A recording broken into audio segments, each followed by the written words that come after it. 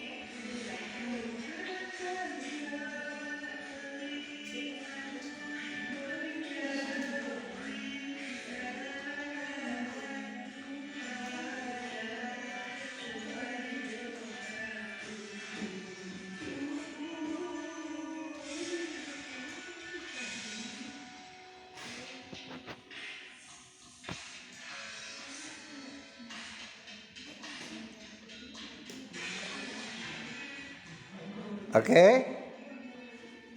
Coba Anda tangkap dulu. Pasti yang terkesan pertama nuansa bunyi ya kan? Ya kan? Kira-kira huruf apa yang sering diulang di akhir? U. Arti berkali-kali huruf U. Artinya ada kecenderungan dia menggunakan rima serangkai. Ya. Ada kecenderungan dia menggunakan. Kalau kita membuat kritik, jangan kita katakan pasti. Kita harus menggunakan kata cenderung. Ya, kecuali dia memang mutlak. Karena dia tidak bisa kita katakan per bait. Kalau per bait itu mutlak, dia misalnya dia menggunakan kata serangkai dalam satu bait itu 4 baris. Kita katakan dia menggunakan bait pertama itu rima serangkai. Paham? Nah, apalagi kata yang Anda ingat kata-kata yang memunculkan rima. Yang memunculkan rima, pola rima. Yang Anda dapat, bukan memunculkan, Anda jumpai pola rima apa saja. Tadi kan di akhir itu sama kan? Anda tahu, sama bunyi U misalnya. Bunyi U, kata kamu, kataku kan? Bunyi U gitu. Nah, coba Anda amati lagi. Kira-kira apa lagi? Kalau Anda ingat Anda lihat teksnya.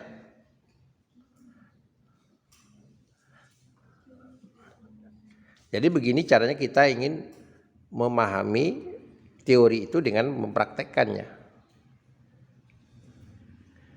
Bisa jadi lagu ungu itu kekuatannya pada rima. Bisa jadi ya, saya tidak mengatakan semuanya bisa jadi. Tapi bisa jadi pada diksi yang tidak ada kaitannya dengan rima. Bisa jadi gitu. Coba, apa lagi yang Anda bisa jumpai?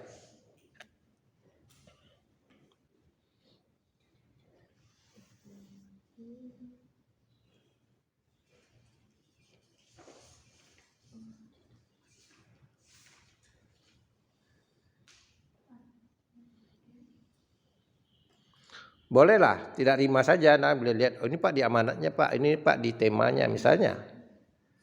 Tapi ada buktinya gitu. Unsur intrinsik kan yang sudah kita pelajari dulu. Apanya?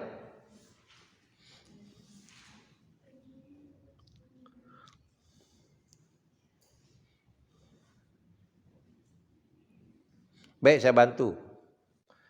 Lari pertama itu bunyinya apa? Izinkan aku mengucapkan kata kedua. Lari kedua apa? Sebelum kau memanggilku. Ya. Baris ketiganya apa? Kembali padamu. Apa? Nah, itu kalau dikatakan tadi itu kan sebetulnya rima patah. Tobat A B B B, ya kan? Nah, kan rima patah itu. Itu kita bisa real. Karena itu kecenderungan rima patah. Artinya patah itu tidak sempurna. Rima tidak sempurna, tapi tidak sempurnanya apa? Ke rima serangkai. Jadi patah cenderungnya ke rima serangkai. Paham? Arti ada yang mengatakan rima patah, ada yang mengatakan rima tidak sempurna.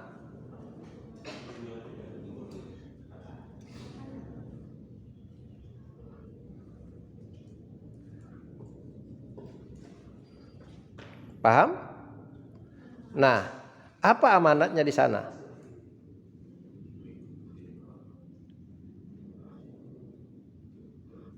Apa amanatnya di sana? Coba apa amanatnya, pesannya apa? Bisa tertulisnya apa? Apa? Izinkan. Tadi kan ada lari pertama kan ada. Apa lari pertamanya? Izinkanku mengucapkan kata taubat. Itu pesannya. Dijelaskan kapan? Sebelum kau memanggilku. Sebelum ajal itu. Jadi itu yang dikatakan makna tersurat. Ya. Jadi kita berkatakan makna tersurat, buktinya ada. Jangan katakan ini amanatnya adalah ini sudah dibacakan semuanya amanat puisi ini adalah ini. Itu kesimpulan Anda. Paham? Pagi tadi ada komentar begitu semester 1, saya bilang buktinya mana? Saya perlu bukti. Gitu. Paham? Ini berkaitan dengan konten nanti. Saya bicarakan amanat dalam puisi lagu ini misalnya.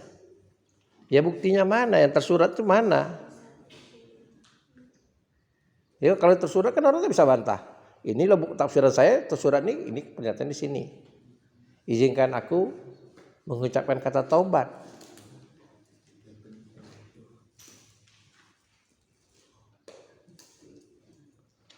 Nah, secara tersirat apa maknanya? Ini udah kajian pertemuan kita yang ketiga tadi, kemarin. Apa? Lari itu aja dulu. Apa? Atau bait itu? Apa? Secara tersirat.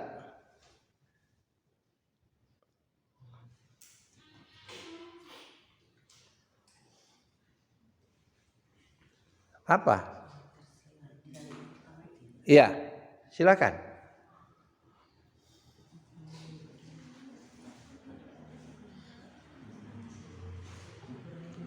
Nah, Anda harus mampu menafsirkan, ya. Sudah bicara makna tersirat, berarti Anda mampu menafsirkan makna di balik lirik itu. Coba kemampuan Anda menafsirkan.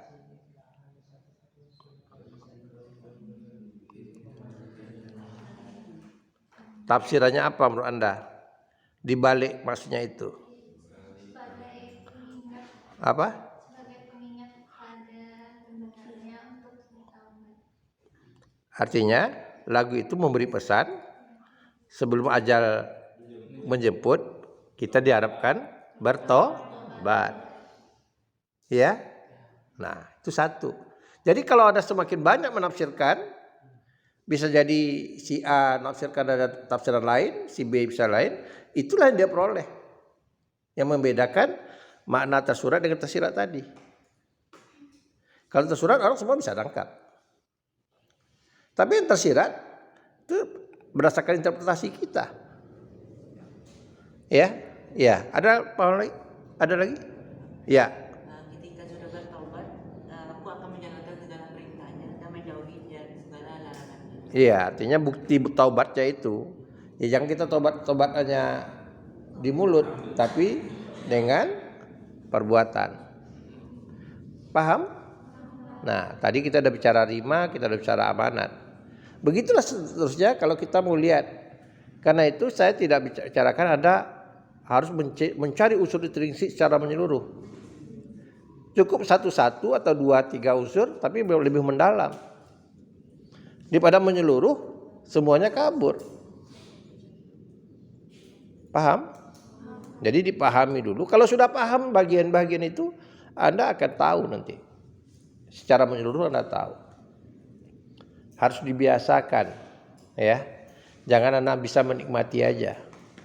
Kalau orang tua, Anda bawa orang tua yang biasa masak di rumah, bawa ke restoran, misalnya ibu Anda, pasti yang dibikinnya bukan enaknya.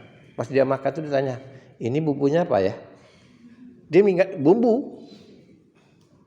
Dia ingat bumbu itu. Oh ini dia pakai pedasnya pedas merica nih. Misalnya, oh dia pakai ketumbar nih. Gitu. Berbeda orang bakar tidak pakai ketumbar dengan pakai ketumbar. Misalnya, oh ini ayamnya sebelum dibakar diasapnya dulu. Itu produknya Raja Sambal, si Raffi Ahmad. Ya, Raja Sambal itu. Ini dia diasap dulu. Karena ada nuansa asapnya. Kalau dibakarnya kan tidak nampak sama hitam. Tapi orang merasakan ini ada asapnya. Gitu misalnya seperti itu. Jadi kita melatih mengingat unsur intrinsik itu bukan dihafal. Oh unsur intrinsik itu adalah ini. Tapi ketika dihadapkan di depan kita tidak tahu. Ya, jadi gitu caranya supaya kita ingat dengan unsur-unsur puisi itu. Paham? Nah, saya akan jelaskan lagi, ada lagi unsur dalam puisi itu. Sekali lagi saya katakan tidak semua teori yang menyebutkan seperti itu. Tapi ada beberapa teori yang menyebutkan. Yang pertama, ada unsur bunyi yang terkecil namanya efoni dan kakafoni. Anda bisa baca di buku Pradopo, judul bukunya Puisi. Efoni dan kakafoni. Nah, kalau tadi kan kita bicara tentang bunyi yang berpola kan, yang ada polanya. Ini bunyi yang dominan, ya, namanya efoni dan kakafoni. Apa itu efoni? Dan itu efoni itu dikata juga oleh Pradopo dan Hasanuddin dikatakan bunyi orkestra, ya, bunyi yang enak didengar. Nah, dan kakafoni, efoni dan kakafoni, ya. Jadi bunyi yang enak didengar. Nah, tadi kan Anda lihat kenapa enak didengar lagu itu? Yang pertama diakhiri dengan T, yang kedua dengan huruf mati, yang kedua di 2 3 4 diakhiri dengan huruf hidup.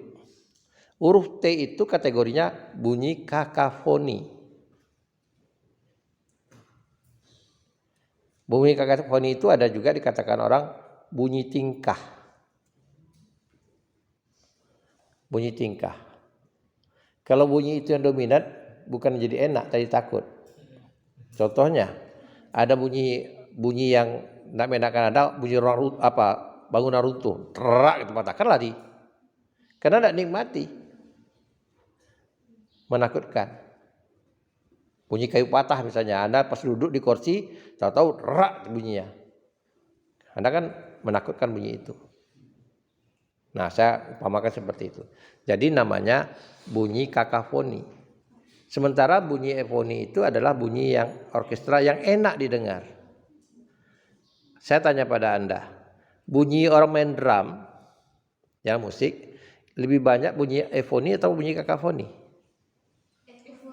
Bunyi efoni. Jadi kalau dia orang bunyi taknya itu kakafoni. Bukan berarti tidak penting, tapi porsinya lebih banyak bunyi efoninya daripada bunyi kakafoninya. Oleh karena itulah Anda bisa meresapi lagu tadi. Coba Anda ulangi lagi, coba Anda ulangi liriknya tadi, Anda baca lagi, coba nyanyi bersama-sama. Ayo, supaya tahu Anda nikmati. Coba 1, 2, 3.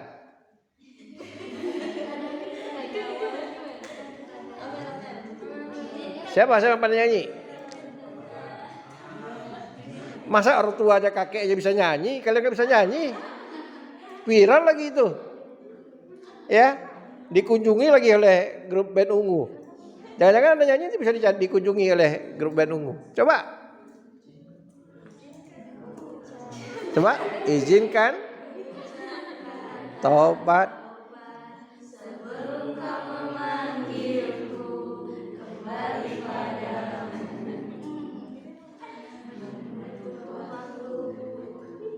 Nah, coba kan itu dia menggunakan kembali padamu. Kata tobat kan? Coba kata kembali padamu itu artinya apa? Maut, menjemput kan? Tapi dia katakan kata kembali padamu. Diksinya dipakai itu. Jadi itu rahasia enaknya lagu itu, mau disadari atau tidak oleh pencipta lagunya. Ketika kita sebagai pengamat, oh iya pantasan. Ini enak karena bunyi efoninya dominan. Ya, dari lirik tadi itu bunyi vokal kan lebih dominan. Ya. Sebelum bunyi vokal, bunyi konsonan masih kakafoni. Ya. Ya. Dominannya tuh bunyi efoni. Yang bunyi kakafoninya mana? Bunyi kata tobat. Ada lagi? Ambil bunyi itu kategorinya kakafoni. Terbaik. Nah, dan yang dalam satu bait tadi, kita bicara satu bait dulu. Coba amati. Nah, ini menginspirasi kita kalau kita mengarang lagu, oh rupanya enak lagunya itu tadi, harus kata-katanya diakhiri dengan vokal. Ya, supaya nuansa bunyinya itu enak didengar. Jangan dengan konsonan. Bolehlah konsonan tapi porsinya tidak banyak. Paham? Jadi itu unsur yang jarang disebut, ya, efoni dan kakafoni. Tapi kalau orang bicara tentang estetika puisi, estetika bunyi, itu mencakup itu efoni dan kakafoni. Orang akan bicarakan itu. Karena itu saya katakan Anda boleh kalau ingin tahu boleh baca judul bukunya Puisi karangan Pradopo. Sebetulnya buku-buku itu hasil dari disertasinya dia, ambil doktornya dia di sastra. Gitu. Disertasinya dia, itu hasil penelitiannya dia.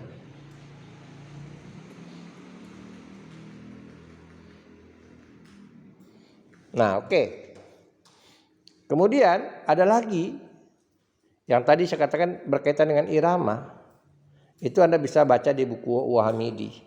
Ya, Uhamidi namanya Kaisura. Jadi ada unsur intrinsik puisi yang jarang disebut orang, namanya Kaisura. Kaisura itu adalah belahan, potongan bait itu.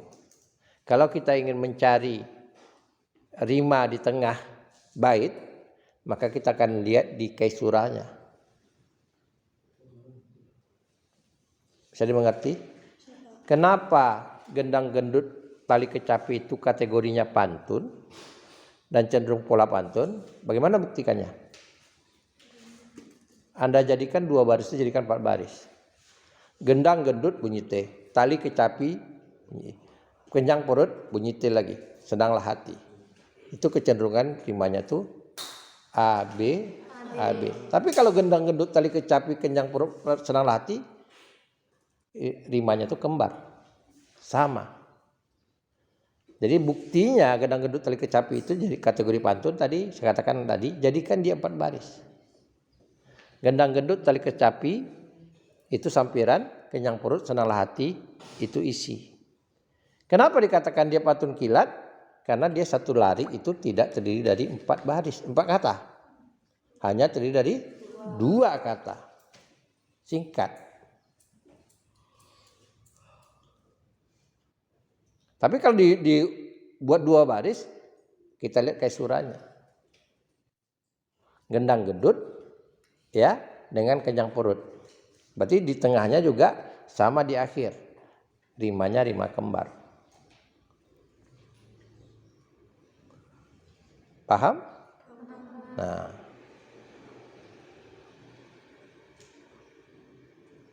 Jadi kita bisa kotak-katik itu. Nah, contoh lagi misalnya, Pulau Pandan jauh di tengah, di balik pulau angsa 2. Kan kita penggal nih. Nah, di penggalan pertama ini kita lihat bunyi akhirnya gimana? Seperti konsep tadi. Pola apa yang dipakai?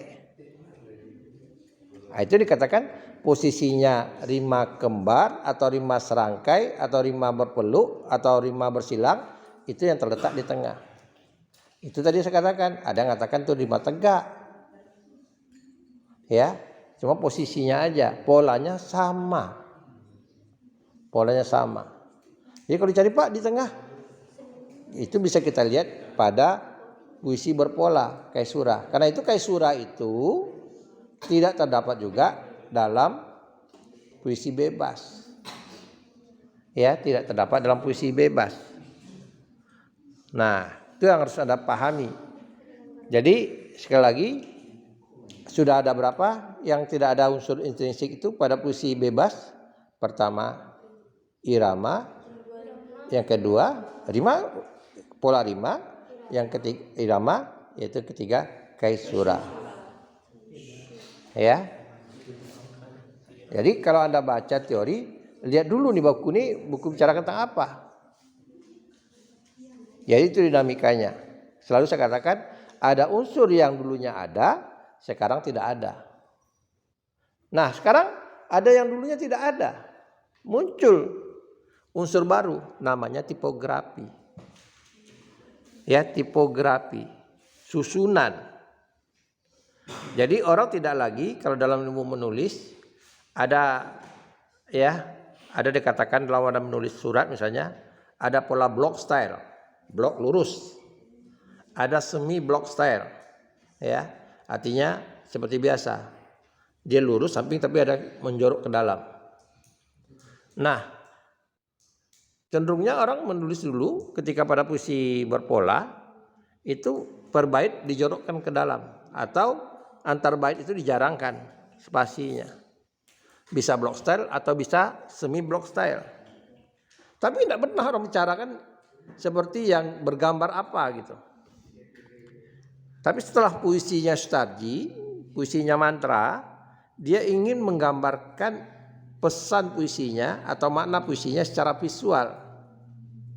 Dibuatlah dengan tipografi.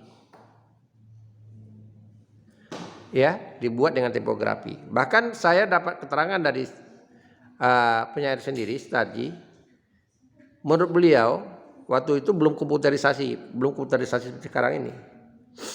Dia mengetik itu dengan hitungan yang benar-benar. Kalau dulu ada penggunaan mesin tik itu diloskan. Rollnya itu diloskan. Jadi kalau Anda lihat puisi Sutarji yang berserakan, misalnya puisi Q yang judulnya Alif Lam Mim dengan tanda seru yang berserakan, itu tidak seenak kita saja. Dia punya perhitungan cara menyebarkan tanda seru itu. Anda nanti lihat puisinya Ki Sutarji, serakan lalu tulisannya Alif Lam Mim. Puisi itu tidak sempat saya nonton karena beliau sudah mulai tidak sanggup membaca puisi itu. Dan pernah dibacakan di tim. Ya, ketika dia datang tahun 81 dimintakan oleh dosen kita Pak Uhamidi untuk beliau membacakan puisi itu. Ingin melihat secara visual. Beliau mengatakan enggak sanggup. Fisiknya enggak sanggup. Kalau menurut dia itu berat puisinya. Menurut kita ringan aja nih, tanda seru-seru gitu. Tapi ekspresinya puisi itu menurut beliau itu berat. Dan konon ceritanya memang beliau tuh membaca saja itu sampai berlari di pentas itu setengah jam. Meloncat-loncat, berbalik. Karena menurut beliau itu menggambarkan orang sakratul maut. Jadi dia gambarkan itu, tanda seru-seru itu, dia bicarakan tentang menggambarkan orang sakratul maut.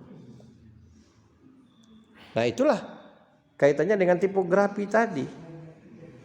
Dia memberikan pesan, bahwa ada makna secara visual, tapi tidak semua orang bisa menafsirkan.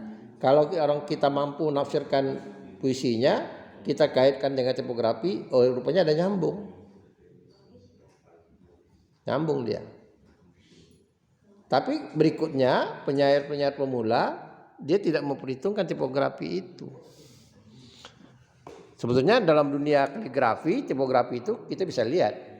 Contohnya, ya, kita melihat tipografi orang sedang sholat, diukir dengan ayat apa yang ditulis? Kan ada gambar poster-poster gambar orang sholat, tapi dalam kaligrafi. Apa ayatnya? Apa? Syahadat. Ya, benar. Coba amati lagi posternya. Jadi itu sebetulnya menggambarkan itu gambaran orang mengatakan membuat kaligrafi itu, gambar orang sholat itu sudah menggambarkan makna dari kaligrafi itu dengan gambar.